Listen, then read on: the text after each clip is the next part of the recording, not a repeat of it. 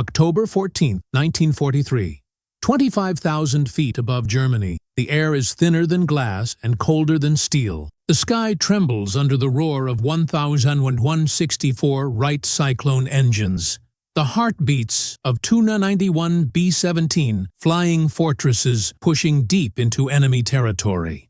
In the tail of one bomber, Staff Sergeant Michael Romano crouches over twin 50-caliber Browning machine guns. The compartment is barely the size of a coffin. Frost clings to the plexiglass dome. The oxygen mask burns against his face, and every vibration from the engines shudders through his bones. A Focke-Wulf 190 streaks in low from 6 o'clock. Romano adjusts his aim, the ring and bead sight dancing in front of him. Two crude metal circles that offer no calculation, no forgiveness. He squeezes the triggers. Tracers streak past, missing. The Germans' cannons flash. 20-millimeter shells rip through the aluminum skin of the bomber ahead. Flames trail. The aircraft drops, spiraling down through the formation. One of 60 that won't return today. The 8th Air Force calls it precision bombing. The men who fly it call it suicide by arithmetic. And in the tail of one fortress, a gunner begins to realize that if the system won't save him, he'll have to invent something that will.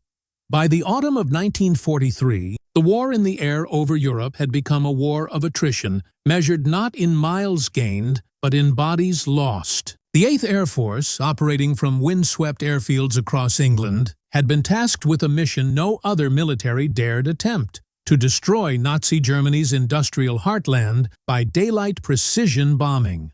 The doctrine was built on confidence, almost faith. American generals believed that tight formations of B-17s could defend themselves with interlocking fire. Every gunner, from the chin turret to the tail, was a piece of a vast airborne fortress. In theory, no enemy fighter could penetrate that web of defensive fire. In practice, German pilots learned otherwise. The Luftwaffe, veterans of the Blitzkrieg and masters of tactical innovation, studied the formations, dissected their weaknesses, and discovered a simple, devastating truth. The B-17's tail was both its shield and its coffin. The rearward approach, 6 o'clock low, offered the perfect attack vector. It was the bomber's blind spot, and every German pilot knew it. By mid-1943, the 8th Air Force had launched a series of unescorted deep penetration raids into Germany. Targets like Regensburg, Schweinfurt, and Bremen. Each mission was meant to cripple aircraft factories and ball-bearing plants vital to the German war machine. But without long-range fighter escort, the bombers were left naked beyond the range of P-47 Thunderbolts and P-38 Lightnings.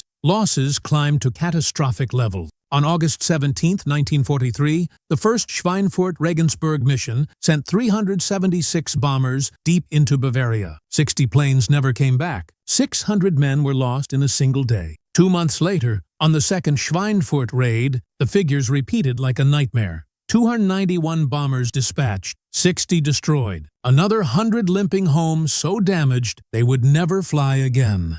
Each bomber carried 10 men. Each man required months of training, thousands of dollars in equipment, and a kind of courage that statistics mocked. At the going rate, the average bomber crew had less than a 1 in 4 chance of completing the required 25 missions for rotation home. Inside the briefing rooms at High Wycombe, headquarters of the 8th Air Force, the numbers began to defy military logic. Generals and engineers argued over solutions: heavier armament, tighter formations, improved gunnery training. Yet, every measure seemed to fail against a single immutable fact.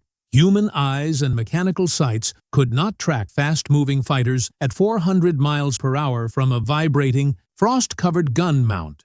The Browning M2 50-caliber machine gun was a masterpiece of engineering, reliable, deadly, and time-tested. But the aiming system attached to it was archaic. The ring and bead sight, borrowed from the technology of the First World War, relied entirely on the gunner's ability to estimate speed, angle, and distance, all while the bomber and attacker closed at combined speeds exceeding 500 miles per hour.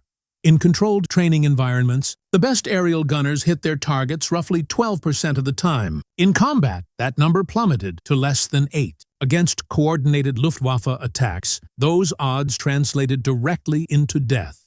The men of the 8th Air Force knew the truth whispered across mess halls and airstrips.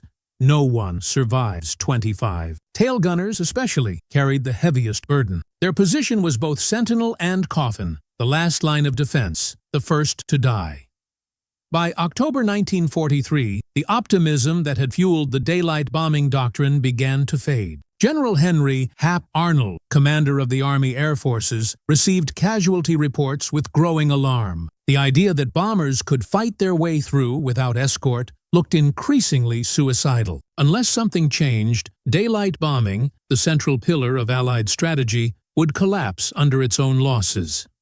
At airfields like Bassingbourn and Kimbolton, the toll was visible every morning. Empty bunks, half-formed crews, ground mechanics painting over old nose art because the aircraft it belonged to hadn't returned. And yet, missions continued. Orders remained absolute. Factories in Schweinfurt, Bremen, and Wilhelmshaven still produced the steel, ball bearings, and aircraft that fueled Hitler's war.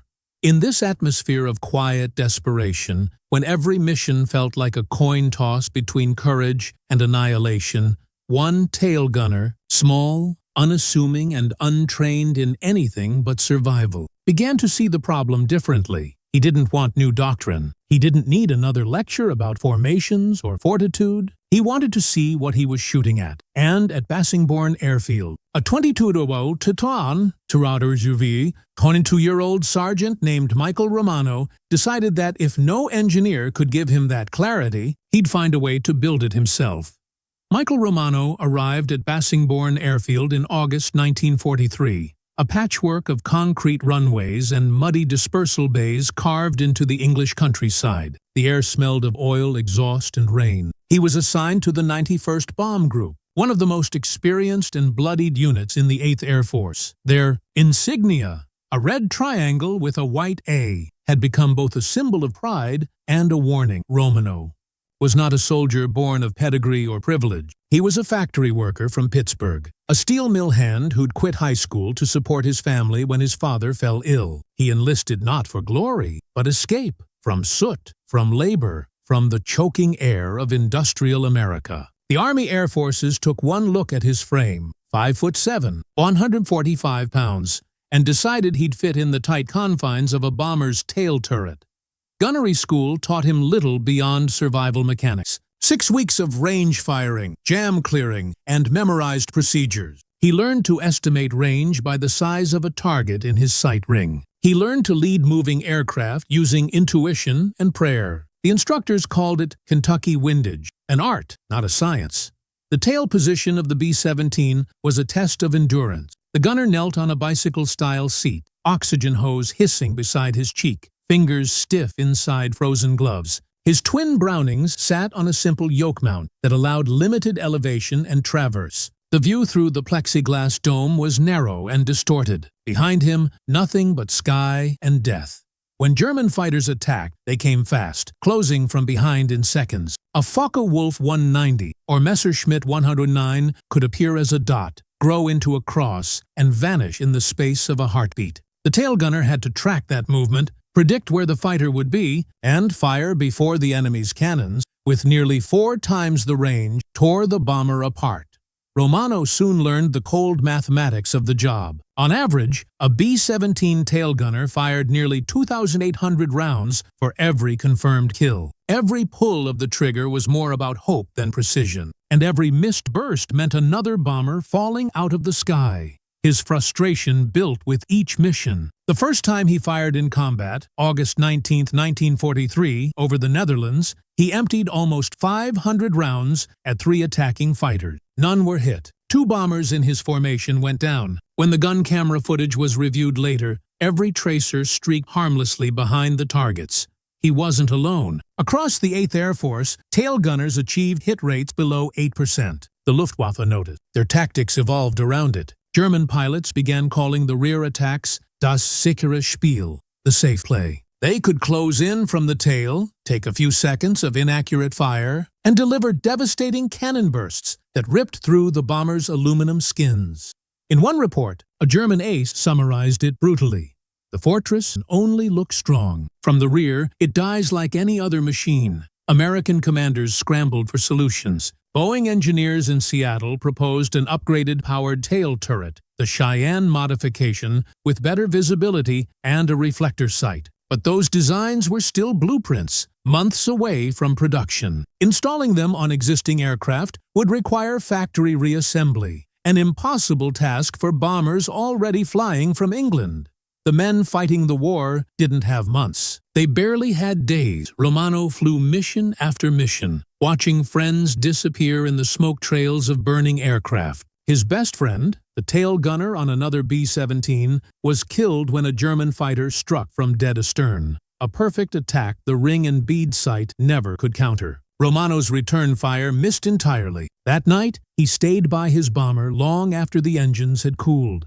He stared through the tail's curved plexiglass window, the frost melting under his gloved hands. In the faint reflection, he saw something that the official engineers had missed. His own mirrored image, bent by the glass, revealing angles his sight could not. A thought began to form. What if mirrors could do what the sight couldn't? What if a gunner could see his tracer path as it curved through the air, correct his aim before the next burst, and fight not blind, but guided? It wasn't science fiction. It was desperation turned to invention. In that dim English night, with nothing but a logbook, a carpenter's protractor, and the stubbornness of a steelworker, Michael Romano began sketching the device that would change aerial warfare. A device that would defy regulations, save thousands of lives, and turn an ordinary gunner into one of the most effective innovators of the Second World War. Michael Romano wasn't a visionary by design. He was an ordinary man placed in an impossible situation, a mechanic's hands trapped in a mathematician's nightmare. His world shrank to a plexiglass dome and two heavy guns, surrounded by thin air and mortality. Every mission blurred into a cycle of fear, duty, and exhaustion. The physical strain alone was punishing. Temperatures dropped to -40 degrees Celsius, freezing metal and skin alike. Oxygen masks crusted with ice. Blood vessels burst under pressure changes. A single flak fragment could cut the oxygen line and send a man unconscious before he even realized he was dying. Yet tail gunners kept climbing aboard, again and again, because that's what their orders demanded. For Romano, obedience was never the issue. The issue was efficacy, that cold word engineers used to measure human survival. He did what the manuals said. He aimed where the instructors told him. He fired in precise 3-second bursts. And still, the tracers flew wide. The fighters pressed closer, and friends burned. What gnawed at him wasn't fear. It was futility. He realized that courage meant nothing if the tools were wrong, that a man could be brave, disciplined, and doomed in equal measure. Out of that anger came clarity.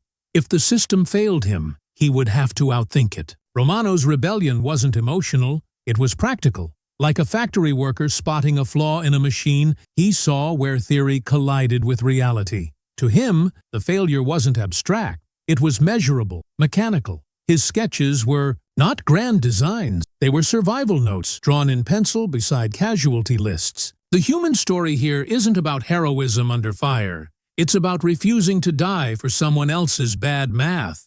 At the center of the crisis lay a device so small and so primitive that most historians overlook it: the ring and bead gun sight. It was nothing more than a circular frame of metal with a post in the middle, a tool suited for static ground fire, not for high-speed aerial combat. To understand its failure, imagine aiming a rifle while riding in a car moving at 200 miles per hour, trying to hit another car weaving through traffic at equal speed. The problem isn't marksmanship, it's geometry. The gunner had to estimate the deflection angle, how far ahead of the target to fire, and compensate for bullet drop, air resistance, and the bomber's own motion. There was no way to calculate that instantly. Even the best-trained gunners could only guess. By 1943, other branches of aviation had already found a partial solution: the reflector sight, which projected a glowing reticle onto a glass screen, allowing pilots to maintain situational awareness while aiming. These were standard on fighter aircraft like the Spitfire and P-47 Thunderbolt. But the cramped, awkward space of a B-17 tail turret made their installation difficult. Engineers dismissed the idea as impractical. Romano disagreed. His mind worked like an industrial tinkerer's, not bound by doctrine, but guided by feel and observation. The concept struck him not from textbooks, but from the curved reflection of his own face on the tail's plexiglass window. He realized that mirrors placed at the right angles could show him where his tracers actually went, even when the target moved outside his direct line of sight. He could correct in real time, walking the bullets onto the fighter instead of blindly guessing. In engineering terms, it was primitive feedback, a visual loop between cause and effect. In practical terms, it turned a blind spot into an aiming advantage. Where others saw impossibility, Romano saw leverage. Far from the front lines, leadership in the 8th Air Force was caught in its own fog. Generals and staff officers in High Wycombe believed in doctrine the way priests believe in scripture. Daylight precision bombing wasn't just a tactic, it was a creed.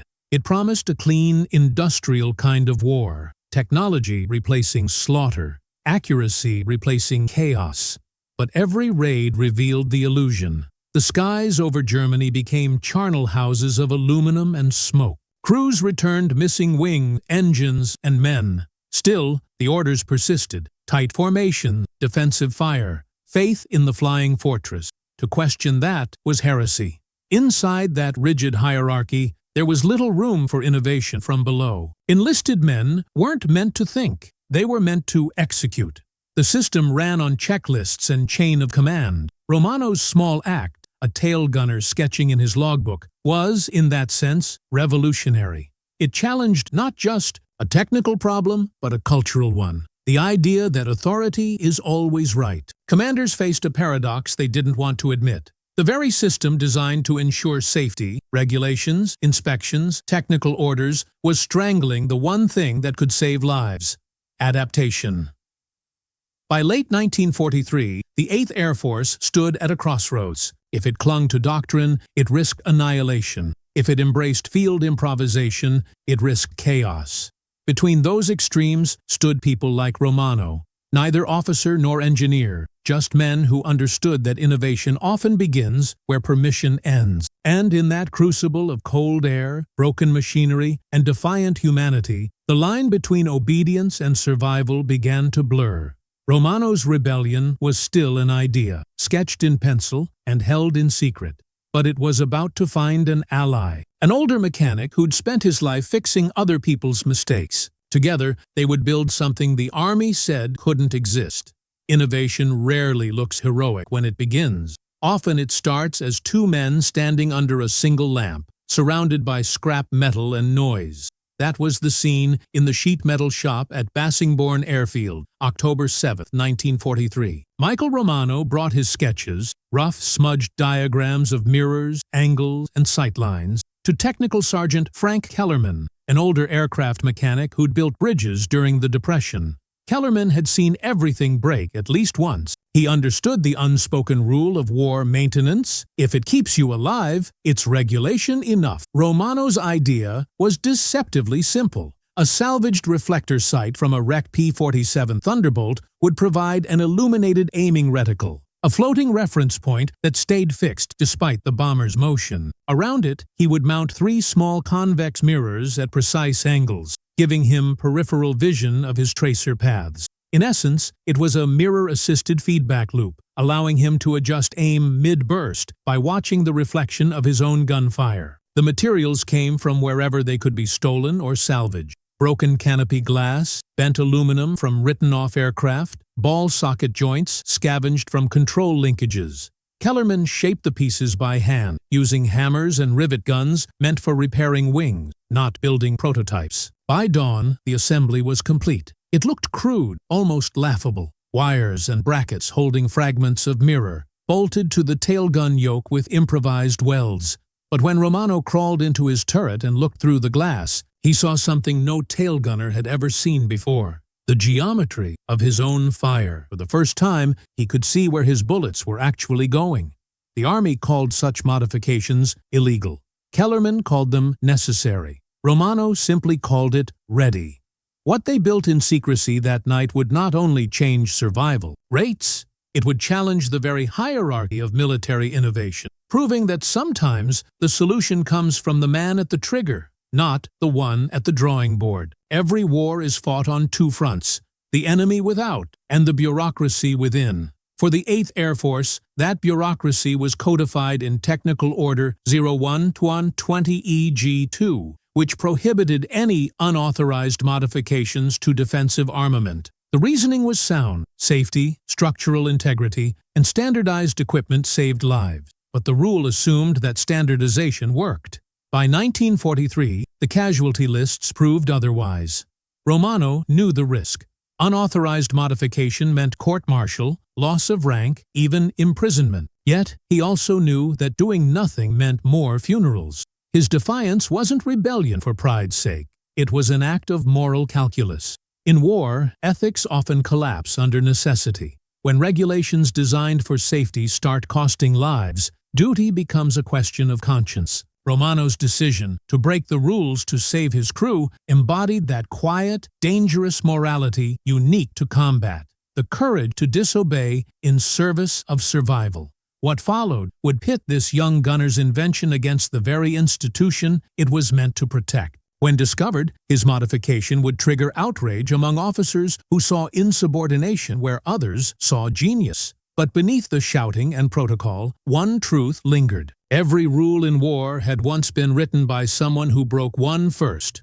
Romano's mirrors weren't a challenge to authority. They were a plea to reality, a message from the bottom rung of the chain of command that the war couldn't be won by paperwork alone. Before Romano's innovation, tail defense was chaos disguised as strategy. The bomber's rear gunners fired bursts into empty sky, praying that volume might substitute for accuracy. It didn't. The Luftwaffe's preferred attack pattern, 6 o'clock low, exploited that weakness mercilessly.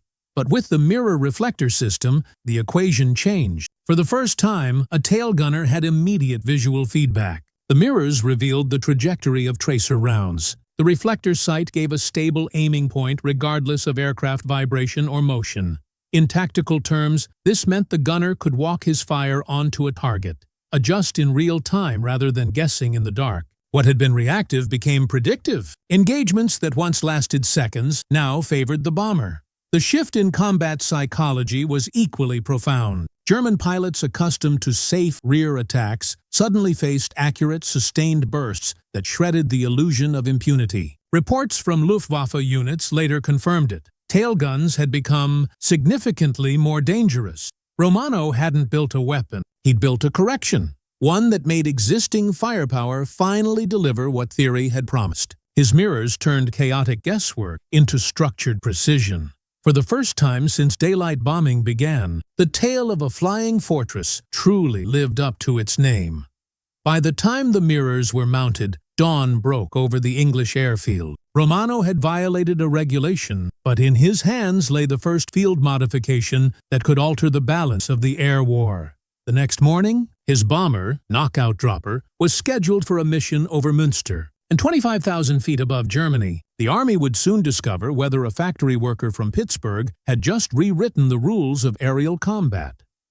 October 10, 1943, Münster, Germany. The morning sky over East Anglia is pale and brittle, streaked with contrails that dissolve into the cold. Engines rumble across the dispersal field at Bassingbourn, where ground crews scurry like ant beneath the hulking silhouettes of B-17s. Staff Sergeant Michael Romano straps into the tail of Knockout Dropper, the bomber that will soon carry his name into unofficial legend. The new sight, his illegal contraption of glass and mirrors, gleams faintly in the dawn light. No one outside the maintenance crew knows it exists. As the 4 engines roar to life, he checks the assembly once more. The reflector sight projects its small illuminated reticle onto the pane before him, steady despite the vibration. The mirrors, mounted like watchful eyes, reflect slivers of gun barrel and sky. It looks crude, improvised, but it is ready. The crew lifts off at 0730 hours, part of a 236 bomber raid targeting railway yards and industrial plants at Münster. No escort fighters. The P-47s cannot reach that far. By mid-morning, the formation crosses into German airspace. The gunners settle into their stations. The intercom crackles. Terse updates, clipped acknowledgements. Then, at 10:15 hours, the inevitable call, "Bandits! 6 o'clock low!" A BF-109 climbs into sight, sun glinting off its yellow nose. It banks and dives straight toward knockout dropper's tail. The classic Luftwaffe approach. Romano's breathing slows. The reticle floats steady in front of him, a small, unwavering ghost. He watches through the mirrors, his peripheral vision alive with motion. The fighter swells larger, closing fast. He squeezes the triggers. The Brownings roar, the recoil slamming into his arms. Tracer lines appear in the mirrors, arcing just behind the target. He corrects instantly, adjusting by the reticle's width, leading the 109 by a fraction of a second. The next burst finds its mark. The fighter's nose flashes, the engine belches black smoke, and the aircraft rolls inverted, spiraling down through the formation. Romano stares through the mirrors, stunned. His voice over the intercom is almost disbelief. Tail gunner to pilot. One confirmed. He's down. For the first time in his life, the tracers had gone exactly where he meant them to.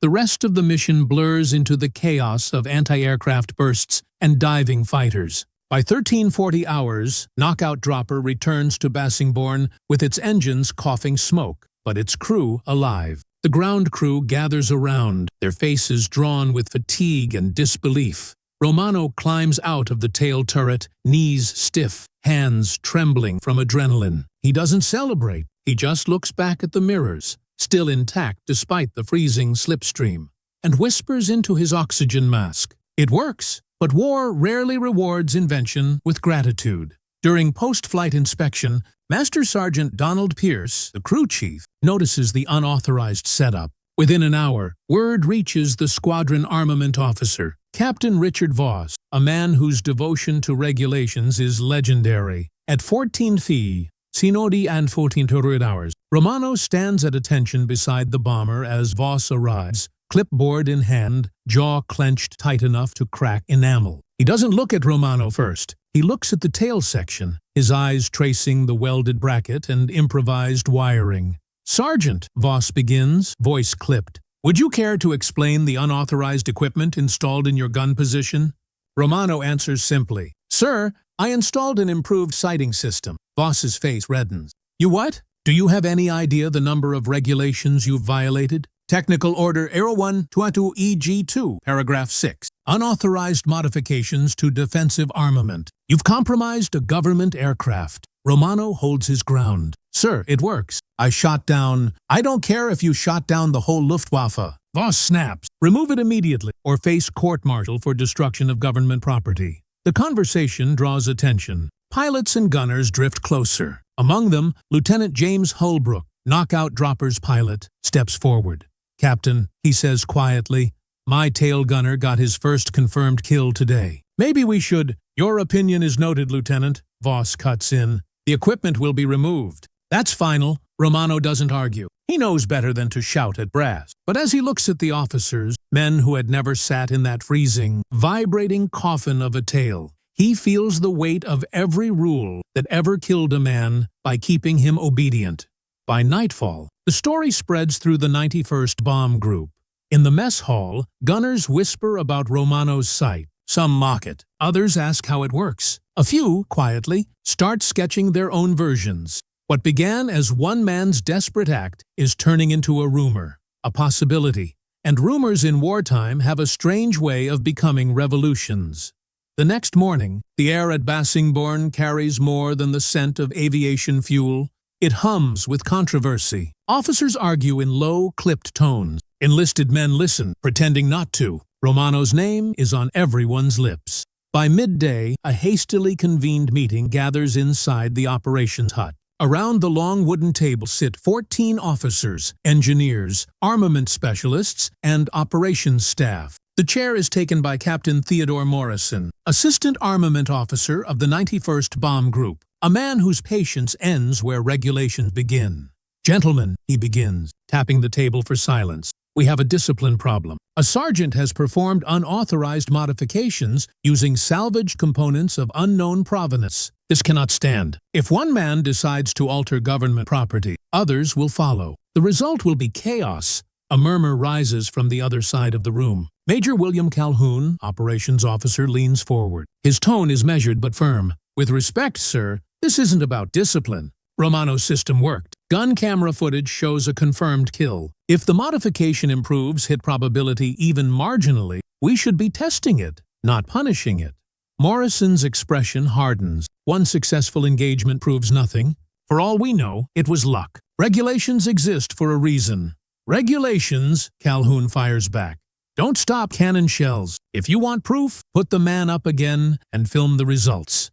The room splits down its center. Engineers citing safety and uniformity. Combat officers citing casualties and pragmatism. The discussion turns heated. Voices rise, fists strike the table. Words like illegal, reckless, life-saving ricochet through the air like tracer rounds. At last, the commotion reaches Colonel Stanley Ray, the 91st's commanding officer, a 53-year-old veteran of the Great War, known for two things: his temper and his sense of proportion. Ray enters the room quietly. The officers fall silent. He listens without interrupting as both sides make their cases. Morrison quoting technical orders, Calhoun listing casualty numbers. When the argument burns itself out, Ray asks a single question. How many bombers did we lose last week? The room hesitates. Morrison finally answers. 17, sir. Ray nods slowly. 17 aircraft? That's 170 men. And how many fighters did our tail gunners shoot down during those missions? 3, confirmed, sir. The colonel lets the silence stretch until the air feels heavy. 17 lost, 3 destroyed. Captain, your regulations are important, but my concern is survival. If a sergeant's illegal equipment improves those odds, I'll take that risk. He turns to Romano, who stands at attention by the wall, uncertain whether to breathe. Sergeant, your modification stays on your aircraft. You'll fly the next 3 missions with gun cameras installed. We'll collect the data. If the system performs as claimed, we'll authorize group-wide installation. If not, you'll face disciplinary action. Understood? Romano salutis. Yes, sir. Ray stands, his voice low, but carrying the weight of command. Gentlemen, this meeting is adjourned. And someone get me those damned mirror drawings. 2 days later, on October 12, 1943, Romano climbs back into Knockout Dropper for another mission, this time under scrutiny. Cameras are mounted in the tail to record every burst. The target? Bremen. The Luftwaffe comes for them fast. At 11:23 hours, an F-190 dives from 7 o'clock high. Romano tracks it through the reflector sight. The illuminated reticle floats steady. His peripheral mirrors shimmer with tracer light. He fires a 4-second burst, adjusts instantly, watching the tracer arc a line in reflection. The fighter's wing root bursts into flame. Minutes later, another attacker, a Bf-109, closes from dead astern. Romano shifts slightly, checks the mirrors, fires again. The canopy explodes. The German spins downward. By 13:40 hours, Knockout Dropper returns to England with 2 confirmed kills and 1 probable. Ammunition expended, 380 rounds. That's 1 kill for every 190 rounds fired, a ratio unheard of among tail gunners who usually required more than 2,500. The camera footage leaves no room for argument. Even Captain Morrison, the man who called the system dangerous, can't dispute what he sees. The mirror-assisted sight lets Romano correct in real time, turning erratic fire into precision marksmanship. All right, Morrison concedes. It works, but it's unsanctioned, unstandardized, and held together with scrap metal. We need proper engineering drawings before it spreads. Colonel Ray doesn't hesitate. How long? 6 weeks minimum. We'd need 8th Air Force approval. We don't have 6 weeks, Ray replies. He turns to Technical Sergeant Kellerman, the mechanic who built the system. How many can you make per day using what you've got? Kellerman considers. With the sheet metal shop's help, maybe 4 complete assemblies daily. Then start tonight, Ray says. I want every tail gunner in this group equipped within 2 weeks. Morrison opens his mouth to protest, but Ray cuts him off. Captain, I'll handle headquarters. You handle production. What follows is less a manufacturing operation than a controlled mutiny. In hangars lit by flood lamps, crews scavenge parts from wrecked fighters, bending and cutting until Romano's sketches become metal reality. By October 20th, 18 bombers in the 91st Bomb Group carry the new mirror sight. Within days, they will fly into combat again. And for the first time since daylight bombing began, the men in the tail have a fighting chance. October 20th, 1943. Dawn drapes the runways of Bassingbourn Airfield in silver mist. Beneath the sound of spinning propellers and shouted orders, something new hums in the air. A quiet anticipation born not of doctrine, but of possibility. 18 B-17s now carry Romano's mirror reflector system. Some are assembled from salvaged parts, others from hastily machined metal. Each tail gunner has been briefed. Use the mirrors. Watch your tracers. Trust what you see. That day's target is Düren, deep in western Germany. The bombers climb in formation through cloud banks that glow like molten glass in the morning sun. At altitude, the Luftwaffe comes. 47 German fighters tear through the bomber stream in coordinated waves, attacking from the rear, their old, reliable method. This time, it fails. In the gun camera footage recovered afterward, the difference is stark. Mirror-equipped gunners track targets fluidly, walking their fire across enemy fighters in controlled bursts. Flames, smoke, disintegration. 11 confirmed kills in a single day, 3 times the group's previous best. Statisticians later calculate a hit rate of 23.4%, nearly triple the average of the past month. What numbers cannot show is the emotional shift, the sudden reversal of psychological gravity. For months, tail gunners had been the hunted. Now, for the first time, they are hunters too. Reports flow in from debriefings. Could see my tracers clearly. Adjusted fire. Instantly. Didn't have to guess anymore, though. Phrases repeat across notebooks and mission logs. Variations of relief written in the clip to language of men who've seen too much death to celebrate openly. The mirror sight spreads through the 91st like wildfire. Crews volunteer to stay late, helping Kellerman's team rivet and calibrate assemblies. Salvaged P-47 sites disappear from supply depots. Mechanics work under blackout conditions, fashioning brackets from aluminum scrap. Nobody asks for official approval. Everyone understands it's faster to apologize later. Meanwhile, German intelligence officers begin noticing something unsettling in pilot reports. Rear attacks are suddenly costly. Casualty rates for Jagdgeschwader 26 and JG-2 elite fighter wings climb sharply. A note from Major Hans Joachim Jabs, a respected Luftwaffe ace, records the first recognition. The flying fortresses are no longer predictable prey. Tail gunners now shoot as though guided by computation. Attacks from 6 o'clock low carry unacceptable risk. Word spreads through German squadrons. Pilots start to hesitate, break off sooner, or shift to side and head-on attacks. Far riskier maneuvers. The simple change in gunnery has disrupted years of perfected tactics. Back in England, the shift reaches High Wycombe, headquarters of the 8th Air Force. Brigadier General Frederick Castle, commander of the 4th Bombardment Wing, reads the field reports twice. They seem implausible, almost miraculous, until he visits Bassingbourn unannounced on November 18th. Castle walks the flight line, still littered with twisted aluminum from returning bombers. When he crouches inside Knockout Dropper's tail turret, he finds the makeshift sight, the reflector from a thunderbolt, the mirrors held in place by safety wire. He studies it for a long moment, then turns to Romano. "How did you know this would work, Sergeant?" Romano shrugs. "Didn't know, sir. But the old way sure didn't." Castle smiles. The first genuine laugh anyone at Bassingbourn has heard from a general in months. He authorizes immediate wing-level adoption. Within 30 days, every B-17 in Castle's command will carry the modification. In military terms, this is evolution in fast-forward. A field innovation spreading faster than bureaucracy can catch it. In human terms, it's the difference between a crew making it home or vanishing over the North Sea.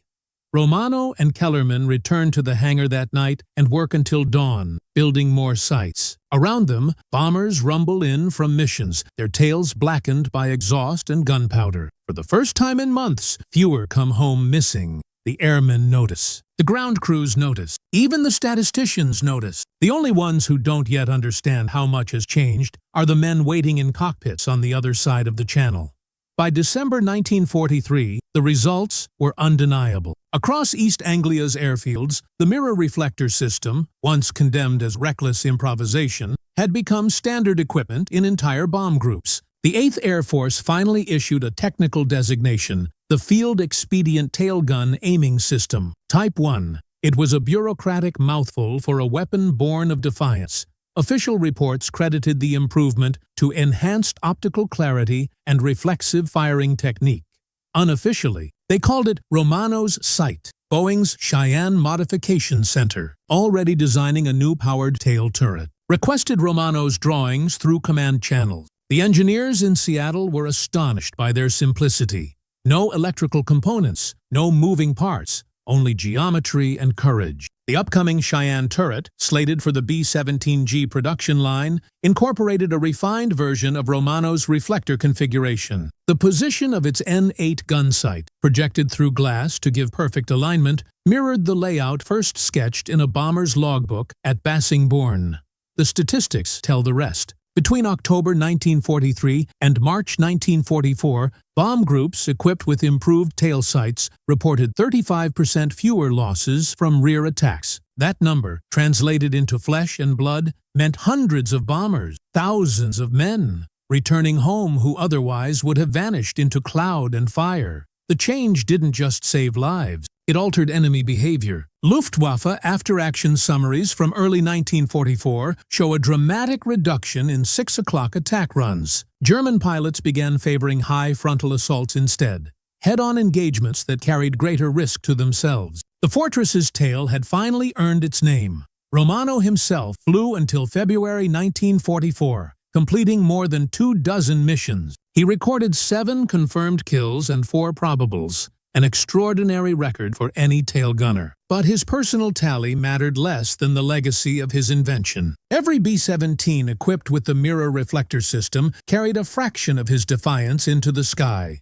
During the Great Big Week bombing campaign of February 1944, aimed at crippling German aircraft production, the system proved its worth beyond question. Over Leipzig, Romano's bomber took flak hits that shredded the fuselage and severed hydraulic lines. Still, he remained at his post, firing until the guns jammed and the tail filled with smoke. The aircraft crash-landed in Belgium. Romano and his crew survived. Many others did not. Captured and sent to a German POW camp, Romano spent the remaining months of the war behind barbed wire. When liberation came in the spring of 1945, he weighed 127 pounds, 18 less than when he'd enlisted. The Army Air Forces awarded him the Distinguished Flying Cross for extraordinary achievement while participating in aerial flight.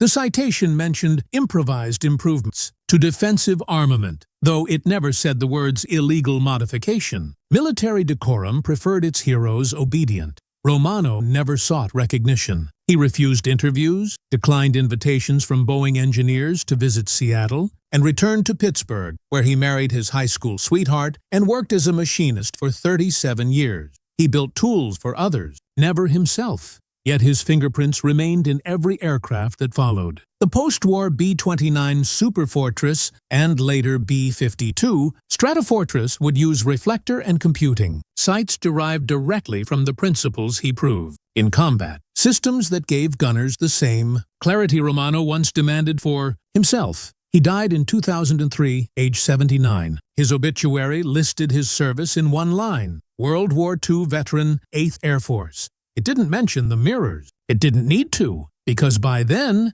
every surviving bomber crewman knew they'd carried the legacy home. The knowledge that a single airman's refusal to accept failure had changed the math of survival for an entire generation. In the official archives, his name is a footnote. In the invisible ledger of lives saved, it's written in thousands of lines across the sky. History often forgets the quiet innovators, the ones who break rules not for glory, but because the alternative is death. Michael Romano never saw himself as a hero or inventor. He was simply a gunner who wanted to hit what he aimed at, a man unwilling to accept that courage alone could balance the scales of war. His story reminds us that progress doesn't always march in uniform. It sometimes kneels in a freezing tail turret at 25,000 feet, scribbling equations in a flight log. It comes from frustration more than inspiration, from the refusal to die politely. Romano's mirror reflector sight didn't change strategy. It changed perception. It turned defense into precision, fear into control. and superstition into science. In doing so, it exposed one of war's most enduring truths, that clarity saves lives. See better, and you fight better. The military would eventually codify his defiance, standardize his innovation, and file it under engineering progress. But no report could capture the essence of what he proved, that the line between obedience and survival is sometimes drawn with a pencil on a scrap of paper, and that the true measure of discipline lies not in following orders, but in knowing when they must be broken. The mirror sight was made of salvaged parts, yet it reflected something far greater than its material, the will to see beyond fear, bureaucracy, and convention. It showed that invention, like courage, is born in the spaces where systems fail. In the end, Romano's greatest creation wasn't mechanical. It was philosophical. He left behind a reminder for every generation to fight from behind flawed systems, that waiting for permission can cost more lives than risk ever will. Somewhere above Europe, in the long-vanished contrails of B-17s, the faint reflection of tracer fire still arcs through memory. And in that glimmer, you can still trace the mind of one man who refused to miss his mark. A steelworker from Pittsburgh who saw what others could not and aimed true when it mattered most.